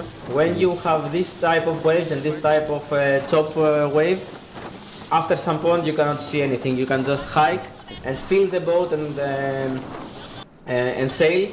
And this is because the crew hits the wave and all the spray comes to you, so you're clearly blindsided. And maybe you can also help me with that. I'm an Ilka sailor, so I can just tell you this type of condition, what you are looking for as an Ilka sailor is to always keep your bow connected with the water, especially the leeward part. And to do that, you really have to steer a lot. But as we can see here, meanwhile we have the standings of the leg 3 mark rounding. So yeah, like we were seeing, Swedes with a very nice lead, Ukrainian, and then almost 1 minute between the first and the third. And probably something happened with the Brazilians, because we were seeing them in third place and now that not even in top 6. So let's wait for them. But meanwhile, Fotis, as I was saying, normally in Ilka's we are always trying to connect the leeward part of the bow with the wave to keep it as stable as possible. But to do that, we steer a lot. We don't see that much steering in Ilka, in 420. What are they looking for? So as you can see, the helm here is working a lot with the main seat. They don't use that much the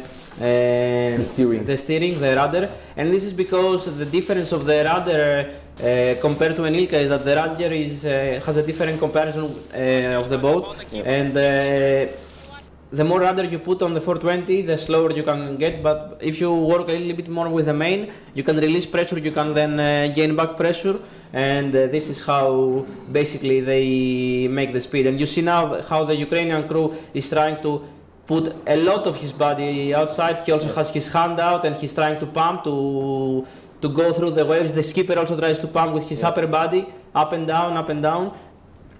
Some small adjustments there. And I think it's a very complex thing, and these guys have been sailing a lot together to achieve this pumping, and you see the flow, they move as one. Pretty fast and smooth. Yeah, and also maybe just seeing now from this amazing footage, actually, maybe the positioning of the crew also helps with the steering. No, I can see sometimes it takes 1-2 steps to the front, 1-2 steps to the back.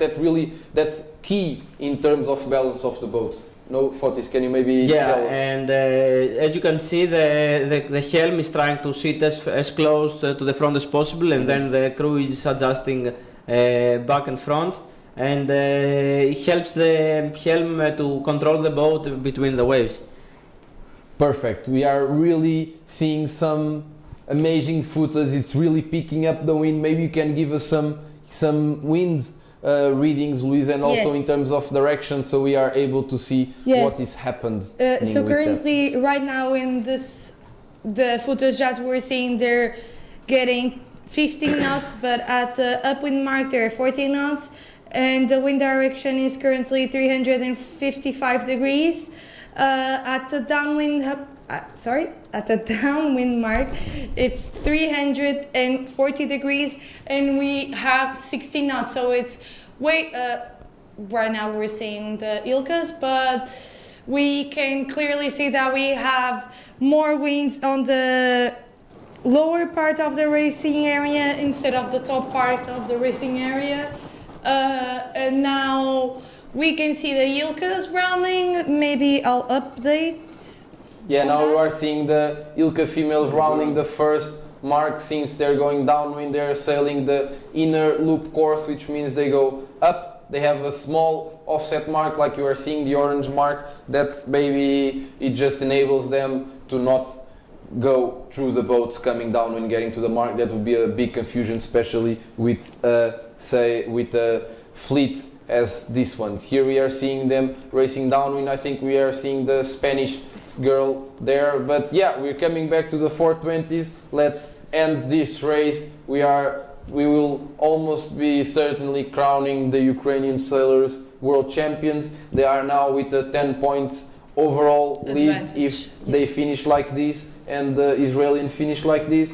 And yeah, looks like from our tracking we have the Brazilian sailors still in 4th place. We didn't have that when we saw the standings of Mark III. So let's see how that goes. And yeah, meanwhile, Swiss doing an amazing race and almost getting to the top mark. We'll have the last downwind, and with this we end and we finish the 420. Just to give you a bit of an information, can you maybe tell us how the top 10 is looking, Luisa, overall and on this race? So on this race we have Switzerland in 1st, 2nd Ukraine, 3rd New Zealand, 4th Hungary, 5th Brazil, 6th Peru, 7th Croatia, 8th France, 9th Portugal. Wow.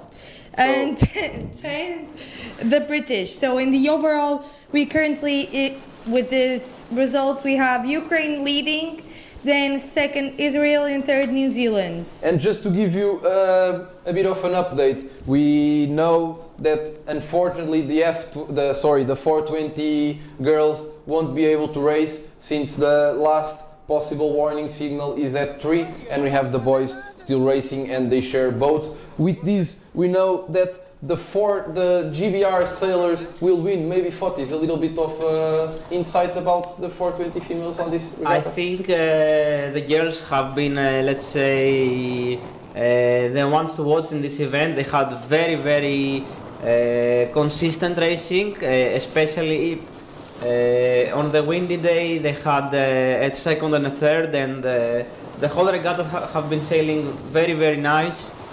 Steady decisions, clear starts, and they were very, very careful when sailing, and I think they deserve it a lot. They had a very, very good week, and I think they had also a very good fight with the French pair. We also need to mention that. It has been very interesting to see the female fleet racing. So how was the podium at the end? I think it's France, Yes. Great Britain, France, and Yes, New Zealand. New Zealand, yes. Oh, it's interesting if New Zealand also. Yeah, and the most interesting thing. Bit of a wild card, no? New Zealanders here. The New Zealand team was a bit of a wild card, not expected to be on the podium, or was it expected? So they are a very good crew, but they didn't race this year's championships. But you know, sometimes training at home with a different approach, and then coming to an event with a completely mindset helps you. Take the pressure out. Yeah, take the pressure out and clinch the medal, I think. Yeah. Okay, I can agree with that. Meanwhile, we can tell you we are seeing some footage from the Ilka 6, which is a very close battle. As I was saying before, the Ilka 6 female are going to this race, they were 4 in the top 10, 10 points between the top 4 on this race, and now we are seeing the Ukrainians on the Downwind almost finishing. I would say with most certainty, if nothing happens, they'll be crowned world champions. So this is amazing for them.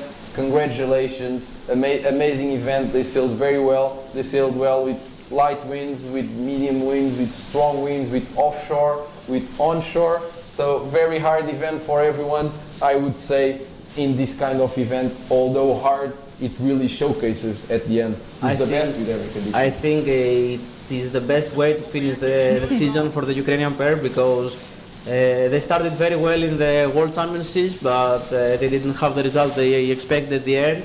In the Europeans, they came third, and I think winning the Youth Worlds really shows that they are very skilled sailors and able to perform. Yes. We can currently say now, just talking about the Ilkas, that there was quite a big change in the overall results, since the girl who was sitting in second place, she had a discard. So yeah, I think we'll go to the Ilkas in a moment. By now we are seeing the last reaching of the 420, last reaching of this World Championships for the 420 overall, since the girls unfortunately won't be able to race. Here we are seeing last reach very close together. For sure, the Ukrainians are really enjoying this. They had an amazing downwind because the Swiss really had a good lead on them. They had an amazing downwind, top 4 very close together. Amazing feeling this last reach when you have the last jibe and you know you just have to be reaching till the end and you'll be crowned world champion, and we'll be following their reactions. What do you feel about this race, Fotis? I think they closed first of all, the Swiss pair closes the regatta in a very good way, because it hasn't been let's say how they wanted it to be, and I think for the Ukrainian guys it's a really nice feeling. These guys have trained very well despite all the difficulties that we know they have, and look at them like celebrating, super excited. We have their coach Nikos from the class speaking with them. We have as a class dedicated coach that is supporting the whole fleet, the whole event. And I think it's really nice to see them enjoying this year and closing the gap, and I think it's a very, very nice feeling for them. And for sure, congratulations to them. Here we are seeing him with the coach, the class coach, as you were saying, Fotis Nikos, and also an amazing coach. Also a big history in the 420 as a coach, a lot of prize. Actually, he coaches a lot also here in Portugal, so we know him very well. And also, just to give you a bit of a feedback, a very, very close battle for the third place. In second, we have the Israeli pair, so leaders Ukrainian 25 points. The Israelis finish second in the second overall with 34 points after discarding this last race. Then we had the New Zealanders in third, the Brazilians in fourth. Both an amazing day. The New Zealanders with 3 second places, being the best team of the day. Then we had the Brazilians with the first, the third, and the fourth. Also an amazing day. Unfortunately, it was not enough to finish on the podium. This Brazilian team, who has 47 very well, won the Worlds and won the Open Europeans. Look at them celebrating now, and I think it's a bittersweet feeling for the Brazilians, because they managed today to come back a lot and try their best, but I think it was not enough. We see them now celebrating with a friend of them, I think, and just don't let your boat go along. I think they don't mind right now. They don't care. No, it's time to celebrate, not to take care of the boat. Yeah, Nuno, you've won a lot of international events, also in the 470, 2 times European champion, if I'm not mistaken. What do you think they're feeling right now? I mean, I think, and we could see here a different kind of approach between the 420, the Ukrainians, and the American guy. I think it's a different culture. I would say that for the Ukrainians, this is really a moment of relief, to take out all the pressure, celebrate, enjoy the moment. Probably the American will take a bit longer to realize what he did, or what he just achieved. And maybe we'll see him celebrating maybe tonight in the evening. And but for the moment, it's nice to see the Ukrainians, how they can celebrate, enjoy relief with the coach, with this also the guys from Zaoli, the supplier. So it makes really a strong community, the family, 420 family, and everyone is enjoying the moment. Yeah, I think it's this image is so something really important for the class, that we are one class, one team, as we say, especially on this event, that the coaches are outside of their ribs. They are only on one coach, so the class coach tries to provide as much help as they can, and I think it really shows how important it is for a class to support each other. We see also some sailors congratulating them, and this really shows the spirit of the class. Yeah, it's really amazing to see these images. We're very fortunate to be able to have this live stream and to show you all how important it is for these sailors. We all know how hard they play, how hard they train. Most of them really dreams about this their entire life, and now. Maybe we'll see some centerboard breaking. Okay. It's normal. It's normal. This is normal. This is how you go. This is supposed to hold. Yeah, this is supposed to hold. You will see now that the crew will help a little bit, and then the helm will jump on the boat and go on the hiking strap. You see now he's jumping on the boat, go on the hiking strap in order not to capsize again. Flip it again. Yes. Luckily they didn't capsize during the race, because if they take this long, for sure they wouldn't be crowned world champions like they did. It takes some time to recapsize the 420.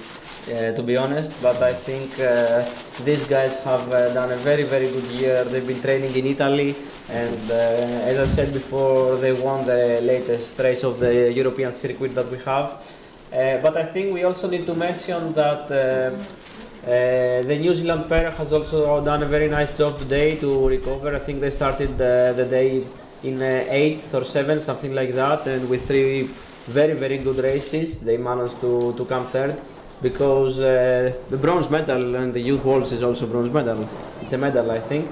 And the Israeli pair, that is a mixed pair, shows that, let's say, despite all these changes, now the 420, but also the 470 has proven that, and we see it a lot in our events, that the mixed cruise is working, let's say, and with the female also being in the front of the boat and not a male, so especially in the 420s is working and the 470s is working as well. So as a class we're embracing the change. We added the mixed category with the males, and I think this shows that there is no difference sailing male and male or male and mixed.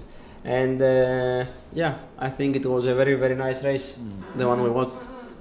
Yeah, I think it's been we've been lucky to have this last race with this last day with these offshore winds. It's really giving us an amazing look of the day. It's been offshore, shifty, gusty, and this just gives us an amazing show to end this World Championship. And yeah, this is it for the 420. We had an amazing event for them. We had for both classes. We made 8 out of the 9 races scheduled. All of them very good races. We had light winds, we had medium winds, we had strong winds, offshore, onshore, everything. This is very important to really, in sometimes in this kind of events, you only have one type of conditions. In this case, with this many conditions, it clearly means the best one. And in this case was the Ukrainian. And for the 420 girls, just a reminder of the podium. We'll just give you a reminder of the podium from the 420 girls. In first place we had the GBR team, right, Luisa? Yes, correct. So in first place we have Great Britain, in second place we have France, and third place we have New Zealand. So actually in the 420s, the New Zealand got the third place in both male and female, which is quite interesting because Are they a normal country to look out for, the New Zealanders in the 420? Yes, they are a normal country to look out for, and well, we haven't been to this side of the world so often, but every time a pair comes, I think they do pretty good results. The 2024 World Championship third place for the men mixed was again a New Zealand pair. So we really see them frequently on the 420 podiums, and I think both of the crews finished the year with very strong results. That's something actually we see in 420 and also 470. It's quite a class, a lot based on culture. We see a lot of countries that have a big culture in this kind of boats that at the end of the day are almost more or less the same on top, don't you think? Yeah, I think this is true in most cases, but as a class we are also running a development program that we're trying to go to different nations with our coaches and set up fleets there. Last year we had a very good start in China because we now have national championships in China that we didn't have before, and I think we make a pretty good effort to let's say spread this 420 culture with our development program and showcase to the world how much fun is this boat to sail and how many opportunities we've seen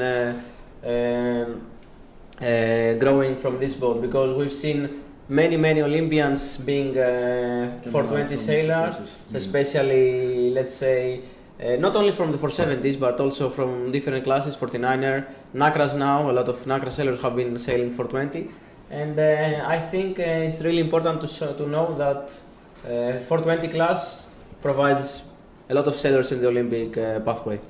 And with this, we are done for the day. Unfortunately, we won't be able to show you the female Ilka race. With this, first of all, Nuno, thank you very much to be with us these last few days. Fotis, thank you very much to be with us today and really helping us understand the 420. Luisa, maybe you want to say a few words? Yes, it was such a pleasure being here. Me and Lourenço being your event host, I think I can speak for both of us. It was such an unique experience to be your host for this event and to be part of every day's live stream. We hope to see you next year here. And yeah, this kind of events for me really has a special place in my heart. I did 3 events like this. I did 2015, 17 and 18, the last one being in Corpus Christi, Texas. And this is really a week these sailors will take and will remember their entire life. And with this, we say goodbye, thank you very much, and we see you next year here in Vilamoura. Thank you.